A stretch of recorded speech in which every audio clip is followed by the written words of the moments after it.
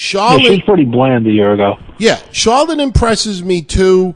My problem with Charlotte is she cries too much. And what I mean by that is that every time she's like her father. She's like her father. Well, no. Her father cries because, you know why I think her father got so upset about the Reed Flair thing? And I've said this before. I know it's not politically correct, but I don't give a shit. I think Ric Flair, deep down inside, feels partly responsible for his son being gone. And I've said it before. Because he's Ric Flair, the cops let his son go one too many times. Because Ric Flair, instead of taking his son to get help, Ric Flair kept his son out of legal trouble. You understand what I mean? Yeah. Sometimes you got to let the person hit rock bottom in order to get themselves up. And he was always caught with a pillow underneath. And I think Ric Flair has a lot of guilt on that. That's why he gets so emotional.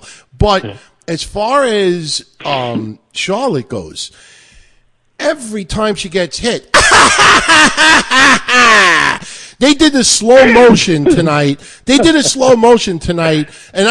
swear to you, you're really wired up tonight. You're like I was last week. I guarantee you, some people, perverted people out there, thought this too tonight.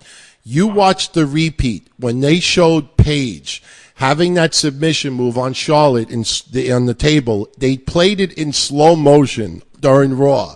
And as I'm watching this, and how you see Charlotte's mouth going, it's like slow motion, but the way her mouth is slightly open, and then fully opened, and then closing just a dot, and then opening up again. And it went on for so long. I just looked at it and I said, if this was an X-rated movie, there'd be 2 or 3 guys right in front of her ready to blow their load in her mouth. If you watch it again and you see the slow motion, it looks like a bad porno film. It looks like a cum shot ready to happen. And I'm not a pedophile idiot in the chat room. She's 30 years old. Twit.